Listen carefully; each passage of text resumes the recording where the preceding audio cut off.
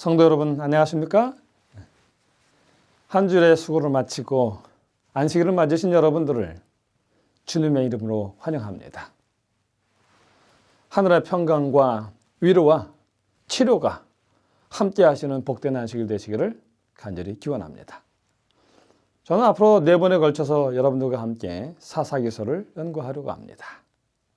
그리고 그 첫 번째 시간으로 오늘은 절반의 마음으로는 안 됩니다라고 하는 제목으로 여러분들과 함께 말씀을 나누겠습니다. 오늘 본문의 말씀은 사사기 1장 19절입니다. 사사기서 1장 19절입니다. 여호와께서 유다와 함께 계셨으므로 그가 산지 주민을 쫓아내었으나 골짜기의 주민들은 철병거가 있으므로 그들을 쫓아내지 못하였으며. 사사기는 여호수아 이후에 이스라엘이 가나안을 점령하는 이야기입니다. 가나안 점령의 과정에 나타난 이스라엘의 믿음에 대한 이야기이죠. 여호수아는 숨을 거두기 전 이스라엘 백성들에게 신신당부를 합니다. 여호수아 1장 8절 23절입니다. 이 율법책을 내 입에서 떠나지 말게 하며 주야로 그것을 묵상하여 그 안에 기록된 대로 다 지켜 행하라. 그리하면 내 길이 평탄하게 될 것이며 내가 형통하리라. 오직 너의 하나님 여호와께 가까이 하기를 오늘까지 행한 것 같이 하라. 여호수아는 권면합니다. 율법책을 입에서 떠나지 말게 하라고. 율법책을 주야로 묵상하고 기록된 대로 그것을 다 지켜 행하라고 합니다. 다시 말해 하나님을 가까이 하라고. 그러면 너희의 길이 평탄하게 되고 형통할 것이라고 말합니다. 자, 그럼 여호수아가 죽은 후 이스라엘은 어떻게 했을까요? 여호와를 가까이 했을까요? 사사기 1장 1절을 보시겠습니다. 이스라엘 자손이 여호와께 여쭈어 이르되 우리 가운데 누가 먼저 올라가서 가나안 족속과 싸우리이까? 여호수아가 죽은 후 이스라엘 민족이 하나님께 묻습니다. 하나님, 누가 먼저 올라가서 가나안을 칠까요? 하나님은 유다가 먼저 올라가라고 하십니다. 이에 유다가 순종합니다. 3절입니다. 유다가 그의 형제 시몬에게 이르되 나와 함께 올라가서 가나안 족속과 싸우자. 그리하면 나도 내가 제비 뽑아 얻은 땅에 함께 가리라. 유다가 지금 어떻게 하고 있습니까? 형제 시몬에게 달려갔습니다. 그리고는 하는 말이 우리와 같이 올라가서 싸우자고 이야기합니다. 우리와 같이 내가 올라가서 싸우면 내가 제비 뽑아 얻은 땅에 우리도 함께 가겠다라고 제안을 하는 것이죠. 자, 여러분, 이것은 성공일까요? 실패일까요? 실패입니다.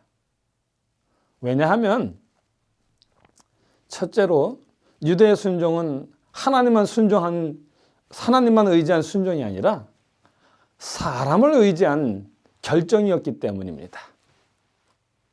군사적으로 볼 때는 상식적인 행동인지는 몰라도 영적으로 볼 때는 신실하지 못한 행동이었습니다. 그래서 그들의 순종은 절반의 순종인 것입니다.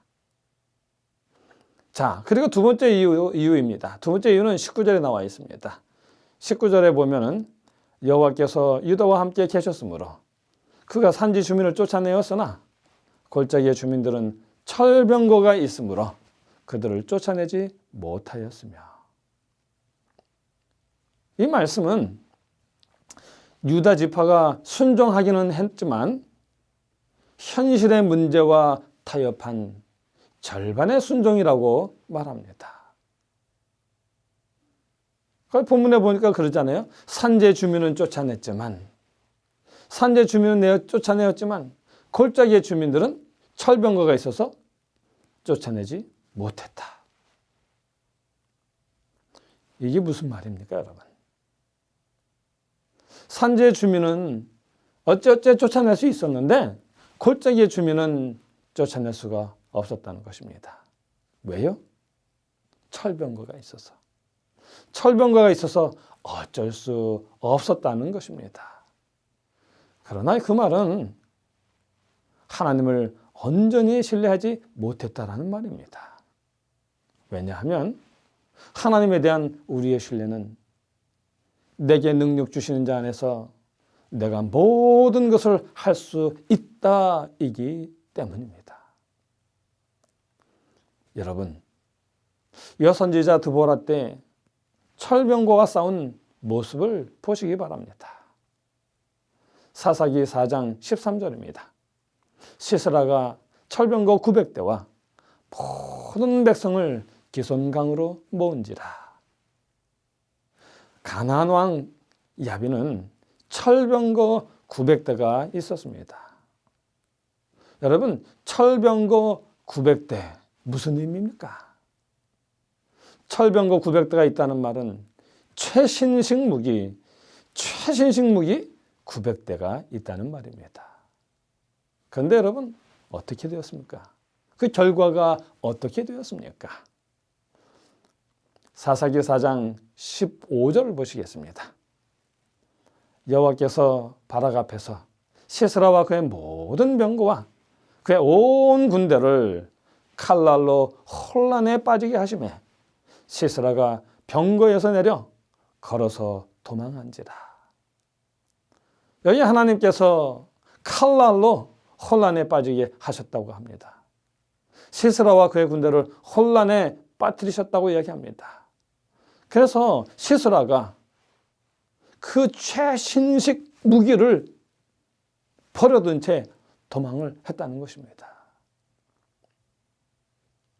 여기 말하고 있는 것은 최신식 무기가 무용지물이 됐다는 말입니다. 그에게 아무런 도움이 되지 못했다는 말이죠. 자, 그럼 여러분, 시스라와 그의 군대를 혼란에 빠지게 하셨다. 하나님의 칼이 그렇게 했다라고 말을 하는데, 그럼 그 하나님의 칼은 무엇이었을까요? 사사기 5장 20절로 21절입니다. 자, 20절에 보면 별들이 하늘에서부터 싸우되 그들이 다니는 길에서 시스라와 싸웠도다. 기손강은 그 무리를 표류시켰으니 이 기손강은 옛 강이라. 내 영혼아, 내가 힘 있는 자를 밟았도다. 여기 21절에 이야기합니다. 기손강이 그 무리를 표류시켰도다. 예? 강이 그들을 표류시켰습니다. 비도 오지 않았는데 하나님께서 기손강을 넘치게 하셨다는 말입니다. 그래서 온 땅이 진흙탕이 되어버렸고요. 그래서 철병거가 진흙탕에 빠져버렸다는 것입니다. 그렇게 철병거가 전혀 움직이지 못하게 되자 시스라는 살기 위해서 걸어서 도망친 것입니다. 이런 전투가 실제로 있었습니다. 1812년 나폴레옹의 워터루 전쟁이 바로 그 전쟁입니다. 다 잡은 승리였죠. 유럽을 통일하기 바로 직전의 전쟁이었습니다. 나폴레옹에게는 그가 자랑하는 포가 있었어요. 오늘날 대포라고 할까요? 아무튼 포가 있었습니다. 그리고 그 포를 가지고 전진하고 있었습니다. 그런데 갑작스럽게 비가 내렸습니다. 갑작스러운 비가 내리는 바람에 나폴레옹은 크게 당황을 했고요. 그리고 아니나 다를까 그 염려대로 그 땅이 진흙탕이 되고 말았습니다. 그래서 나폴레옹이 자랑하는 그의 포들이 진흙탕에 빠져서 전진할 수가 없었던 것입니다. 그로 인하여 나폴레옹은 그 워털루 전쟁에서 패하고 말았습니다. 훗날 역사가들은 그 워털루 전쟁에 대해서 이렇게 말합니다. 워털루 전쟁이 아니었다면 유럽은 나폴레옹의 손아귀에 떨어졌을 것이다. 이는 새와 진흙이 합하지 않는 것 같이 민족과 나라가 합하지 못할 것이라 하신 하나님께서 예언하신 하나님께서 행하시는 것입니다. 이처럼 하나님께서는 당신이 말씀하시면 그 말씀에 대한 하나님의 계획이 있으십니다. 그러므로 유다에게도 말씀하셨을 때 하나님은 계획이 있으셨던 것이죠. 그래서 유다는 옷자락에 손만 대어도 나으리라는 여인의 믿음처럼 믿고 순종하기만 하면 되었던 것입니다. 그러나 유다는 하나님을 온전히 믿지 못하고 한 사람의 힘이라도 더 모으려고 애를 썼습니다. 또 철병거가 두려워 현실과 타협해 산지는 점령했으나 골짜기는 점령하지 못했습니다. 그래서 유대의 순종은 절반의 순종입니다. 그런데 여러분 아십니까? 그 절반의 순종이 이스라엘의 실패를 가져왔다는 사실을요. 보십시오. 21절입니다. 베냐민 자손에 대한 이야기인데요. 예루살렘에 거주하는 여부수 족속을 쫓아내지 못했습니다. 그 다음 므낫세 족속입니다. 27절로 28절입니다. 주민들을 쫓아내지 못함에 가나안 족속이 결심하고 그 땅에 거주하였더니, 여기 뭐라고 이야기합니까? 주민들을 쫓아내지 못하니 가나안 족속이 어떻게 했다고요? 결심했다고요. 아예 작심하고 그 땅에 거주했다라고 이야기합니다. 그리고 28절입니다. 이스라엘이 강성한 후에야 가나안 족속에게 노역을 시켰고 다 쫓아내지 아니하였더라. 여기 이스라엘 백성들이 처음에는 그래도 힘이 없어서 쫓아내지 못했다. 그랬나 보다라고 이해해 주겠는데요. 28절에 보니까 그 이후에 이스라엘이 강성해졌다라고 이야기를 합니다. 그 므낫세의 힘이 강해졌다고 이야기를 하는 것입니다. 그 힘이 강해졌으면 이제 어떻게 해야 되는 것입니까? 당연히 가나안 족속을 쫓아냈어야지요. 그런데 므낫세 족속이 힘이 강해져서 그들을 쫓아낼 수 있었는데도 불구하고 쫓아내지 않습니다. 그리고 그들에게 노역을 시킵니다. 왜요? 그게 경제적으로 자신들에게 이득이 되기 때문이었습니다. 그들을 다 쫓아내는 것보다 도리어 그들에게 노역을 시키는 것이 경제적으로 크게 도움이 되기 때문에 쫓아내지 않았다는 것입니다. 이는 곧 편의에 굴복한 절반의 순종을 했다라고 성경은 이야기하는 것입니다. 그렇습니다. 그들은 편의에 굴복한 절반의 순종만 했던 것입니다. 자, 이번에는 에브라임 족속을 한번 보시겠습니다. 29절입니다. 에브라임이 게셀에 거주하는 가나안 족속을 쫓아내지 못하며 가나안 족속이 게셀에서 그들 중에 거주하였더라. 자, 여기 표현은요, 가나안 족속이 아예 그냥 그들 속에 거주하게 되었던, 편안하게 거주하게 되었던 모습을 이야기합니다. 한층 더 가나안 족속이 편안하게 자기 땅처럼 그냥 거주했다라고 하는 강조된 표현입니다. 자, 스불론 족속을 한번 볼까요? 30절입니다. 스불론은 쫓아내지 못하였으므로 가나안 족속이 그들 중에 거주하면서 노역을 하였더라. 여기 스불론 족속도 쫓아내지 못했어요. 그런데 쫓아내지 못했다라고 표현하지만 이건 쫓아내지 않은 것입니다. 왜요? 가나안 족속이 그들 중에 거주하면서 노역을 하였다라는 말이 그것을 이야기하죠. 쫓아내지 않고 그들에게 노역을 시켰다는 것입니다. 쫓아내는 것보다 그들을 노역을 시킴을 통해서 경제적인 이득을 얻어보겠다라고 한 것입니다. 자, 이번에는 아셀 족속을 살펴보겠습니다. 이번에 볼 아셀 족속의 상황은 더 심각합니다. 32절입니다. 아셀이 그 땅의 주민 가나안 족속 가운데 거주하였으니 이는 그들을 쫓아내지 못함이었더라. 지금까지는 가나안 족속이 그들 중에 거주했는데 이번에는 아예 반대로 아셀 족속이 가나안 족속 가운데 살았습니다. 결국은 같은 말이지만 표현이 완전히 달라요. 그리고 그 배경이 달라진 것입니다.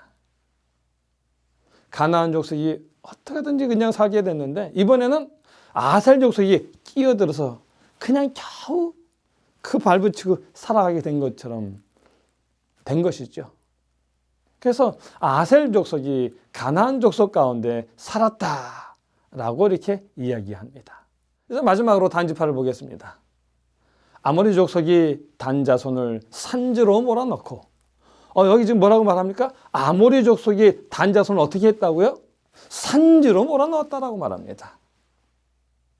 아니, 아모리 족속을 쫓아내려왔는데 오히려 단 자손이 산지로 쫓겨나고 있습니다. 그리고 이어지는 말, 골짜기에 내려오기를 용납하지 아니하였으며 아예 산으로 쫓겨났습니다. 그리고 골짜기에는 아예 얼씬도 하지 못했다라고 이야기를 합니다. 자, 어떻습니까? 실패지요? 예, 완전한 패배입니다. 이처럼 절반의 순종은 실패입니다. 절반의 마음으로는 안 됩니다. 온 마음으로 하나님을 모셔야 합니다. 내 삶의 일부분이 아니라 내 전 영역의 주인이 되셔야 합니다. 예수님은 말씀하십니다. 내 마음을 다하고 목숨을 다하고 뜻을 다하여 주 너희 하나님을 사랑하라. 우리도 영적 가나안 전쟁, 영적 가나안, 그 하늘을 얻기 위한 선악간의 전쟁을 하고 있습니다.